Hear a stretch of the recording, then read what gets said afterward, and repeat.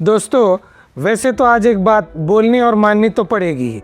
BP, blood pressure, ये अब बुजुर्गों की बीमारी रही नहीं। मतलब अगर आजकल देखते हैं 25-30 साल के नौजवान stress, anxiety, worry, depression, sir दर्द, चक्कर, गिडीनेस, ये सब सिम्टम्स लेके आ रहे हैं। और जब मैं देखता हूँ अरे इसकी वजह क्या है, और पता चल जाता है अरे इनका तो ब्लड प्रेशर है। मतलब ये एक दिन में तो नहीं आया, तो बताते हैं डॉक्टर साहब ये पिछले कुछ दिनों से चल रहा है। ये एक साइलेंट किलर की तरह दिन ब दिन आगे बढ़ता जा रहा है।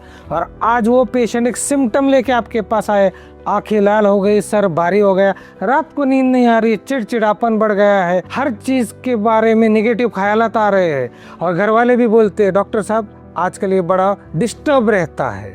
आज हम बात करेंगे ब्लड प्रेशर के बारे में और जानेंगे कि ये ब्लड प्रेशर एक दिन में शुरू नहीं हुआ, लेकिन जिस दिन पता चल गया तब तक वो बहुत सारे ऑर्गन जो बॉडी के अंदर है वो प्रेशर झेल चुके थे। अब उसके क्या कारण है, क्यों होता है, क्या कर सकते, इन सब को जानना जरूरी है, क्योंकि अगर अब भी नहीं तो फिर कभी नहीं। अब समझते हैं यंग लोगों को ही ब्लड प्रेशर क्यों होता है। अब अक्सर लोग क्या कहते हैं, पहले तो हमारे ज़माने में मतलब जो 45-50 के बाद लोगों को बीपी की जैसे शिकायतें होती, लेकिन फिर आज यंग जनरेशन में क्यों? क्योंकि इस क्यों का जो जवाब है वो है मॉडर्नाइजेशन, चेंज लाइफस्टाइल, और सबसे बड़ी बात सेडेंटरी लाइफस्टाइल। मतलब क्या? खाना पीना, सोना, जगना, एक्सरसाइज, किसी चीज़ का कोई रूटीन नहीं है। अब पहले क्या होता था, लोग सुबह 4 बजे जगते थे, शाम को 7 बजे तक दिन खत्म हो जाता था, 8 साढ़े 8 बजे तक लोग सो जाते थे।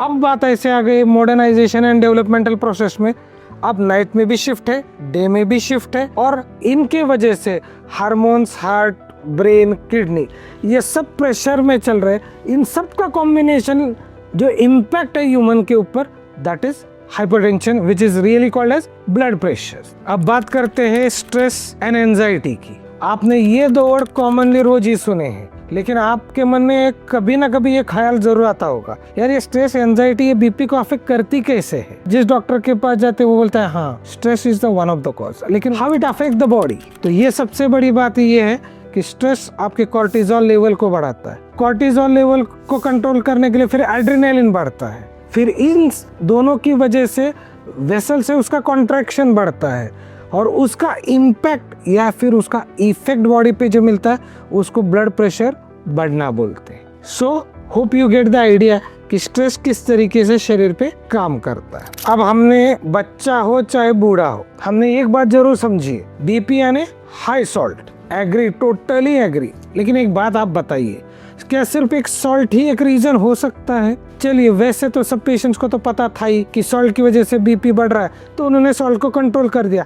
अब बात ये पैदा होती है कि सॉल्ट को कंट्रोल करने के बावजूद बीपी की गोली लगातार चली क्यों रही है। लेकिन पता है दिक्कत क्या है? सिर्फ दिक्कत सॉल्ट में नहीं है, दिक्कत है जो वही पैकेट फूड बोलते हैं जिसको, जिसमें आते चिप्स, बिस्किट, कुरकुरे, लेज, मैगी, जितना आप बोलिए, इन सब के अंदर एक चीज होती है उसको बोलते हैं सोडियम। ये जो सोडियम है ये बॉडी के अंदर जाके आपके वाटर रिटेंशन कॉज करेगा, वेन्स को हार्ड करेगा, कंसिस्टेंट बीपी हाई करेगा, आपके बॉडी का पूरा मेटाबॉलिज्म डिस्टर्ब कर देगा। फिर आप ही बोलोगे डॉक्टर साहब सुबह उठे ना चेहरा फूला फूला लगता है, लेकिन आप ये नहीं देख रहे हो कि sodium is also very important culprit. लेकिन आप, हम इंडियंस का तो आपको पता ही है, हमें टेस्ट के लिए खाना है, हमें हेल्थ के लिए नहीं खाना है। क्योंकि हमने अक्सर देखा है लोग पहले बोलते हैं अरे ये टेस्टी नहीं है। आप इस बात को कब समझेंगे? टेस्ट करने के चक्कर में ही जिंदगी दांव पे लग गई है। और इसीलिए यंग जनरेशन बार बार शिकायतें लेके आ रहे 25वें साल में बीपी होगा। यही बीपी है जिनकी गोलियां खा खा के लोगों के अंदर के सेक्सुअल डिसफंक्शंस की बीमारियां हो गई। लेकिन बात पता है क्या है? लोग मुझे बोलते हैं, मैंने सुना है, माता पिता बोलते हैं अपने बच्चों के बारे में, उनको पता नहीं कैसा प्राउड फील होता है, नहीं वो थोड़ा सा है ना फूडी है। Are you getting what you are talking about? आप आपकी जिंदगी को दांव पे लगा रहे हो और बाद फिर भी आपको उस बात का एहसास नहीं है। और एक जगह पे हम ये बात कर रहे हैं कि we are educated, we are modern people, we are staying in a metro city and still we are careless about our food and routine. See, I am not here to blame you guys, क्योंकि मुझे पता है सुन के video को भूल जाना है और यही कहना बात तो सही थी, लेकिन समझना तो है नहीं आपने, क्योंकि वीडियो देखते समय आप, मुझे पता है, चिप्स और कुरकुरे खाते हुए आप वीडियो देख रहे हो। अब अगला कॉज सीडेंटरी लाइफस्टाइल। मतलब पता है आपको, मैं स्मोकिंग नहीं करता लेकिन मैं एक जगह 8-8 10-10 घंटे बैठता हूँ। मतलब ये एक तरीके के साइलेंट स्मोकिंग की तरह है। बहुत छोटी और सटीक बात बताता हूँ, 10 घंटे आप एक जगह पे बैठ के कंटिन्यू लैपटॉप पे आपका जो भी है आपका काम कर रहे हैं। मतलब आपके बॉडी का मूवमेंट नहीं, लेकिन आपके बॉडी का फंक्शन फिजियोलॉजिकल चल रहा है। यानी कि अगर आप वॉक करते, आप स्टेप चलते 5,000 10,000, तो गैसियस एक्सचेंज यानी ऑक्सीजन जाना और कार्बन डाइऑक्साइड बॉडी का बाहर आना, ये जो उसका सर्कुलेशन वो सही तरीके से होता और उसका इफेक्ट आपके मेटाबॉलिज्म पे होता, जिसकी वजह से आपकी बॉडी का सर्कुलेशन इंप्रूव होता, जिसकी वजह से बॉडी की एफिशिएंसी इंप्रूव होती, जिससे आपका प्रोडक्टिविटी भी बढ़ता, क्वालिटी ऑफ लाइफ भी बढ़ता। तो आप मुझे बात बताइए, फिर इसमें गलती किसकी? हम एजुकेटेड होके, इंटेलेक्चुअल होके हम इतना बात नहीं समझते हैं कि हमें कंटिन्यू मूवमेंट की जरूरत है, जबकि आज की डेट में इतने ऐप आ गए, पानी कितना पी रहे हो, स्टेप्स कितने वॉक कर रहे हो, लेकिन हो क्या रहा है, हम उनको नहीं देख रहे, हम उनको नजरअंदाज कर रहे। सही है ना। अब नेक्स्ट कॉज स्लीप अपनिया। मतलब क्या? वही लंबे लंबे बड़े बड़े, ऐसा लगता है कि जैसे बॉम्ब छूट रहा है, खराटे ले रहे, क्योंकि पूरे घर में आप ही के म्यूजिक की धुन घूम रही है। लोग क्या बोलते हैं, नहीं बहुत थका हुआ है ना इसलिए खराटे ले रहे। लेकिन आप एक बात जानते हो, खराटे लेना सही नहीं होता। पहले जमाने में भी लोग कहते थे, शायद उनको साइंस नहीं पता था इसके पीछे, लेकिन वो जानते थे समथिंग इज नॉट राइट। यानी कि आपका एयर जो ऑक्सीजन आपके सिस्टम में जा रहा है वो बार बार बीच बीच में पॉज ले रहा है, और जो कार्बन डाइऑक्साइड आपने ऑक्सीजन लेने के बाद एक्सपीरियट यानी बाहर ढकलते समय जो नॉइज हो रही है उसको बोलते हैं स्नोरिंग। मतलब पता है क्या है, ऑक्सीजन शायद लिमिटेड मात्रा में जा रहा है, लेकिन जो कार्बन डाइऑक्साइड उस मात्रा में बॉडी के बाहर थ्रो नहीं हो रहा है। अब आप बोलोगे चलो उसका असर क्या हुआ? उसका असर ये है, सुबह उठ के हेडेक हो रहा है, सर भारी हो रहा है, चेहरे पे बॉडी पे सूजन आ रही है, आंखें लाल हो रही है, अनरिफ्रेशिंग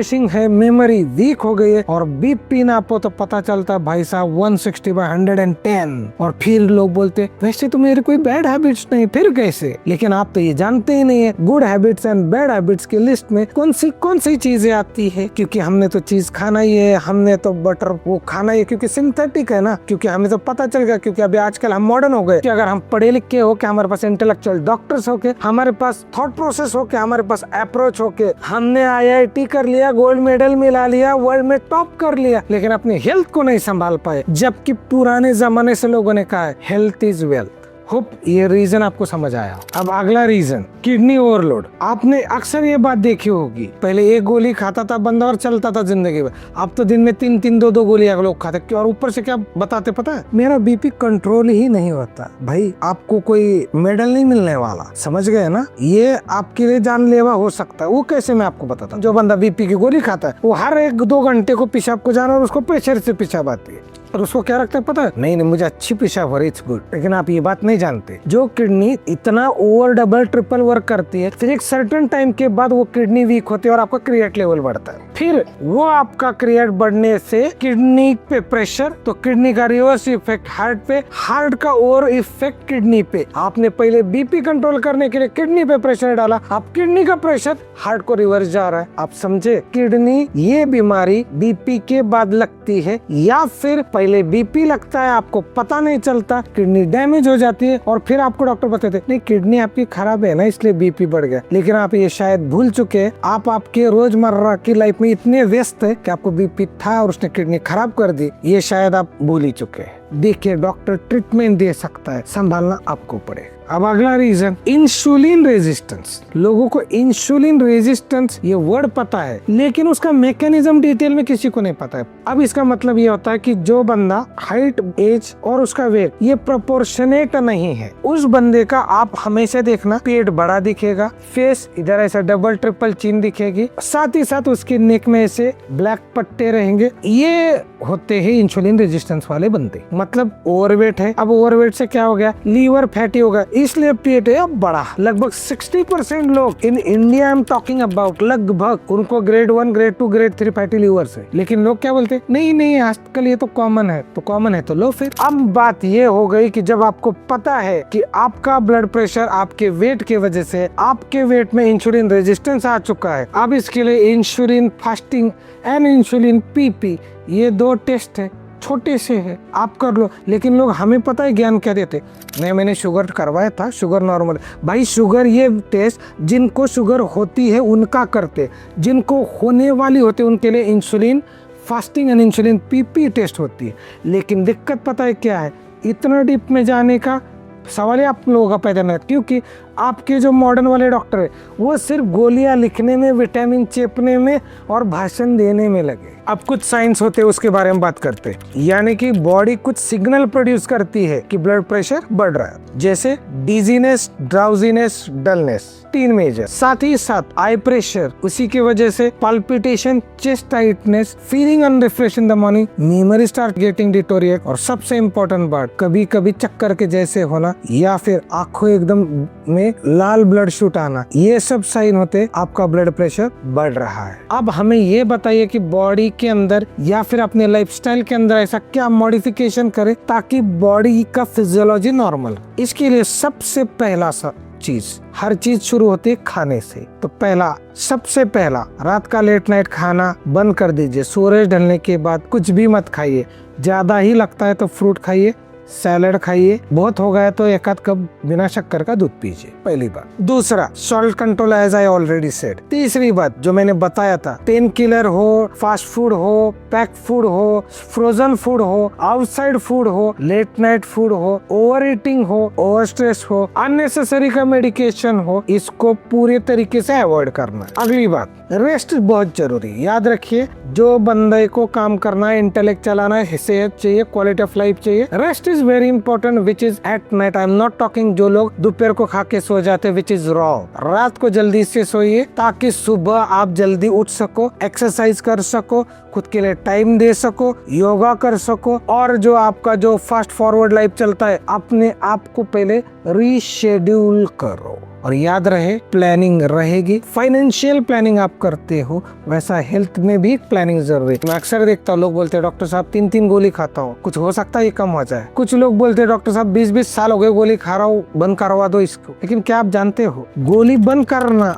ये आपका मोटिव या एजेंडा है, या हेल्थ को सही करना ही आपका एजेंडा है? इसके लिए पहले समझना पड़ेगा कि सिर्फ बीपी की गोली खाना ये सही क्यों नहीं है, या उसको बंद करना ये सही क्यों नहीं है, पहले ये समझिए। इसके लिए पहले आप अपनी जांच कीजिए। मतलब क्या है, serum testosterone, lipid profile, serum homocysteine, serum CPK, serum CPK-MB, serum PTH यानी parathyroid hormone, serum calcium, serum phosphorus, RFT with uric acid with electrolyte, thyroid function test. साथ ही साथ आपको ये भी देखना चाहिए कि आपको सांस फूल रही है क्या, देर डी डाइमर एंड PTINR, इन सब टेस्ट को करवाइए। इससे क्या फायदा होता है, ये टेस्ट अपने अंदर ही बहुत मायने करती है चीज़ों को, ये बताती है कि किन चीज़ों की वजह से कहाँ दिक्कत आ रही। और ये भी इसके साथ और एडवांस चाहिए तो 2D को भी कर सकते हैं हार्ट के लिए,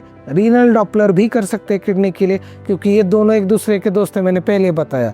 और अगर फिर भी लगता है कि बहुत ही दम लग रहा है तो NT-proBNP, इन टेस्ट को करवाइए, आपको पता चलेगा कि कौन से इसमें करेक्शन की जरूरत है, उस पॉइंट को करेक्ट कीजिए। आपकी बीपी की गोली कम होके शायद छूट भी सकती है। लेकिन याद रहे, विदाउट आपके कोऑपरेशन, विदाउट आपके सपोर्ट, यानी कि लाइफस्टाइल चेंज करना, चीज़ों को फॉलो करना और उसमें कंसिस्टेंट रहना। 3 महीने फॉलो कर दिया और 12 महीने छोड़ दिया तो नहीं जमेगा। अब इस बात के लिए आप ये है कि बीइंग होम्योपैथ हम क्या कर, जैसे मैंने आपको क्या बताया, नींद ही नहीं आ रही है, और स्ट्रेस हो गए हैं, रिलेशनशिप प्रॉब्लम्स है, सर भारी हो रहा है, आंखें सूज रही है, टेक आवर होम्योपैथिक ट्रीटमेंट। आप विश्वास कीजिए, पॉजिटिव फैक्टर को एड्रेस कर लेंगे। इंसुलिन रेजिस्टेंस है, हम है। आपका स्ट्रेस बढ़ रहा है, हम है, आपको नींद नहीं आ रही है, हम है, आपका फूड डाइजेस्ट नहीं हो रहा, हम है। इनफैक्ट इसके आगे का बताता हूँ कि आपकी बुरी आदतें, अल्कोहल छोड़ना है, टोबैको छोड़ना है, स्मोकिंग छोड़ना है, भले कोई ड्रग एडिक्ट छोड़ना है, we are there because I am telling you these are the root causes which trigger the system to cause blood pressure. अगर रूट को ट्रीट कर देंगे तो फ्रूट सही हो ही जाएगा। नाउ अब इसके अलावा किडनी की शिकायत हो, हम है, स्नोरिंग है तो भी है, हम यानी homeopathy I am talking about. Here we use the approach is advance homeopathy. अब आपको मैं बताता हूँ, आप बोलोगे कि इसका कोई प्रमाण है, यानी कि कोई इसका साइंटिफिक एविडेंस है क्यों नहीं। एकोनाइट रेमेडी मेट रेमेडी का से पढ़ लीजिए, जिसके अंदर sudden violent onset with stress with hypertension with anxiety है। इग्नेशिया ये पढ़ लीजिए एंजाइटी ओवरथिंकिंग के लिए। सेडेंटरी लाइफस्टाइल जो कि आपकी बीमारी हर एक कॉज करती है, नक्स वोमिका पढ़ लीजिए। आप बोलेंगे इंसुलिन रेजिस्टेंस है, यानी कि फैटी लिवर यानी कार्डियोस्मर पढ़ लीजिए।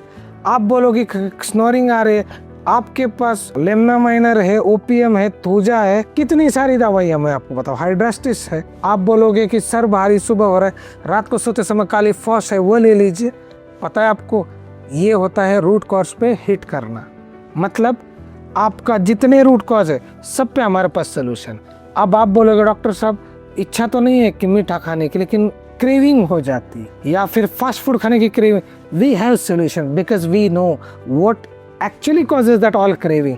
जैसे उदाहरण के तौर पे बताऊंगा, एक बच्चा मिट्टी खा रहा था, हम क्या बोलते, कैल्शियम कम हो गया। वैसा ही आपको कुछ फास्ट फूड खाने की, ज़्यादा मीठा खाने की, ज़्यादा तीखा खाने की इच्छा होती, इनफैक्ट आपको शराब पीने की भी इच्छा होती, तो उसका एक रूट कॉज है, हम उसको ट्रीट करेंगे तो आपके सिस्टम पे आने वाला उसका सेकेंडरी इम्पैक्ट यानी blood pressure, diabetes, heart failure and all, उसको आज आप बचा सकते हैं। याद रखिए, वो ज़माने चले गए कि लोग कहते थे कि गोली तो खानी पड़ेगी, लेकिन हाँ विचार आना अच्छा है, लेकिन विचार को मेंटेन करना भी जरूरी है। जैसे मैं हमेशा बताता हूँ, एक अच्छा डॉक्टर बनने के लिए 5.5 साल का डिग्री, 3 साल का एमडी, लेकिन उसके साथ में उसका इंटेलेक्चुअल की पूरी जिंदगी देनी पड़ती है उसको उस लेवल का बनने के लिए, वरना सिर्फ डिग्री आपकी काम नहीं करती, वैसे आपका सिर्फ विचार काम नहीं करेगा। उसके लिए execution, consistency, follow thought process and continue connectivity with that kind of doctor who is going to help you to come out of that situation. So cooperation and coordination, जैसे हार्ट एंड किडनी दोस्त है, वैसे एक doctor और एक patient का भी रिश्ता वैसा होगा, तो ही शायद इस बीमारी से हम बच सकते हैं। याद रखिए, गोलियों का ऑप्शन डिसीजन नहीं है, गोलियों का ऑप्शन एक्शन है, जो एग्जीक्यूट करने के लिए कंसिस्टेंट अप्रोच की और कंसिस्टेंट एफर्ट्स की ज़रूरत है, और उसमें कोऑपरेट करके आपको बाहर निकालने के लिए doctor Shailesh Sancheti advance homeopathic clinic is always there with you. So अगर ये वीडियो बीपी के बारे में, जो कि सबसे इम्पोर्टेंट मेरे लाइफ का तो ज़रूर है, क्योंकि आज की जो न्यू यंग एंटरप्रेन्योर जनरेशन है, अगर उसको अपना क्वालिटी ऑफ लाइफ और यूटिलिटी साबित करना है तो हेल्दी होना बहुत ज़रूरी है। सो वीडियो अच्छा लगा हो तो लाइक शेयर सब्सक्राइब ज़रूर करें। Thank you so much.